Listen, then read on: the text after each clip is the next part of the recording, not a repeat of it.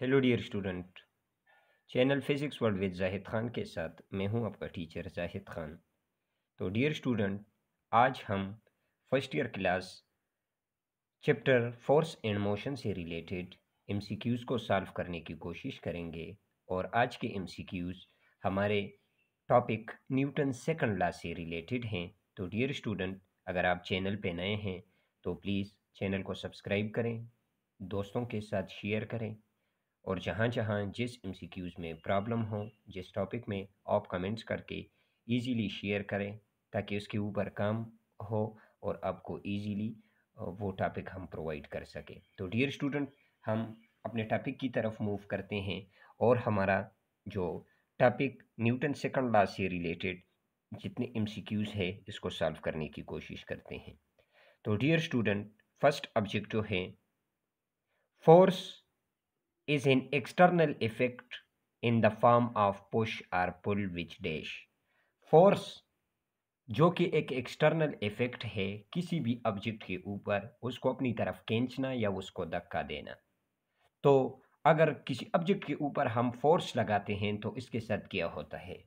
First objective, first option है produce or tries to produce motion in a body at rest. यानी force हमारे पास वो effect है जिसके ज़रिए हम किसी ऑब्जेक्ट में मोशन प्रोड्यूस करते हैं जब वो रेस्ट में हो। सेकंड ऑप्शन है B number, stop or tries to stop a moving body. या हम किसी ऑब्जेक्ट को जो पहले से मोशन में हो उसको स्टॉप करते हैं, या जो पहले से रेस्ट में हो उसको मोशन में लेके आते हैं। यानी बी नंबर ऑप्शन है कि किसी ऑब्जेक्ट को हम मोशन में लेके जाते हैं रेस्ट से, या रेस्ट से मोशन में लेके आते हैं। सी नंबर ऑप्शन है changes or try to change the direction of the motion of the body. या फोर्स हमारे पास वो इफेक्ट है जिसमें हम किसी ऑब्जेक्ट की मोशन के दौरान उसकी डायरेक्शन को चेंज करते हैं। और डी नंबर ऑप्शन है ऑल ऑफ द एबव। तो डियर स्टूडेंट, ये सारे इफेक्ट जो है ए बी सी जितने भी मैंने एक्सप्लेन किए, तो इस इफेक्ट के नाम को हम क्या कहते हैं? फोर्स कहते हैं। तो यहाँ करेक्ट ऑप्शन है option number D, all of the above. Next MCQs है unit of the force in the term of base unit is dash newton, dyne, kilogram metre per second square, all of above. तो dear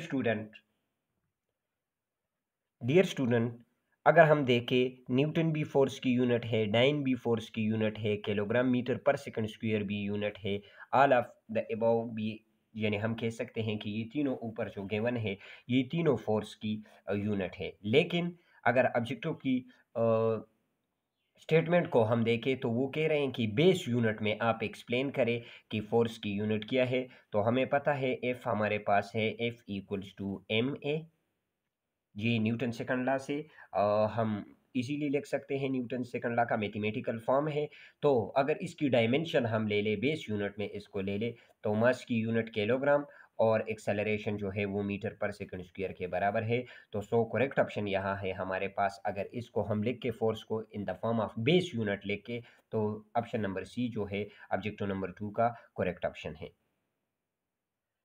next MCQs है in which of the following system force is base quantity. Dear student, कह रहे हैं objective के statement में है कि कौन सा सिस्टम जो है एम के एस सिस्टम, सी जी एस सिस्टम, या एफ पी एस सिस्टम, या नन ऑफ द अबव, इसमें कौन सा सिस्टम जो है वो हमें फोर्स को एज ए बेस क्वांटिटी रखती है।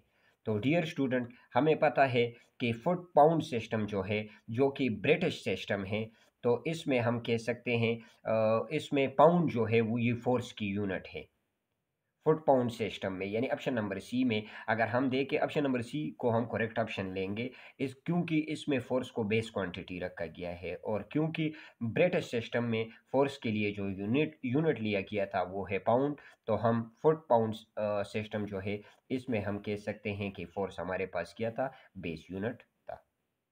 नेक्स्ट एमसीक्यूज है dear student, objective number 4, the ratio of system international and Gaussian unit of force is dash। तो कह रहे हैं डियर स्टूडेंट कि सिस्टम इंटरनेशनल में और अगर गॉसियन सिस्टम में हम देखें तो फोर्स किस चीज़ के इक्वल है, 100 मल्टीप्लाइड बाई 10 की पावर 3, 100 मल्टीप्लाइड बाई 10 की पावर -5 या 100 मल्टीप्लाइड बाई 10 की पावर 2 या नन ऑफ द अबव। तो डियर स्टूडेंट, अगर हम ऑब्जेक्टिव नंबर ए जो है यहाँ का करेक्ट ऑप्शन है, क्योंकि 1 न्यूटन जो है ये हमारे पास इक्वल है 10 की पावर 5 डाइन। तो 100 को हमने 10 की पावर 2 में कन्वर्ट किया और जब मल्टीप्लाई किया तो 10 की पावर 5 बन गया। तो हम कह सकते हैं कि सिस्टम इंटरनेशनल और गॉसियन यूनिट ऑफ फोर्सेस जो है ये इक्वल है 1 न्यूटन। क्योंकि ये सिस्टम इंटरनेशनल में 1 न्यूटन जो है ये फोर्स का यूनिट है और डाइन जो है ये गॉसियन सिस्टम में है। तो हम कह सकते हैं कि 1 न्यूटन जो है वो 10 की पावर 5 डाइन के इक्वल है। सो द करेक्ट ऑप्शन जो है यहाँ वो है ऑप्शन नंबर ए, क्योंकि 1 न्यूटन हमारे पास इक्वल है 10 की पावर 5 डाइन। नेक्स्ट ऑब्जेक्टिव है डियर स्टूडेंट, कह रहे हैं कि विच of the following is the dimension of force. तो डियर स्टूडेंट हम यहाँ निकाल लेते हैं, क्योंकि हमें पता है F equals to M A के इक्वल है। और अगर यहाँ हम देखें, मास आ गया किलोग्राम और एक्सेलरेशन को हम लिख सकते हैं मीटर पर सेकंड स्क्वायर।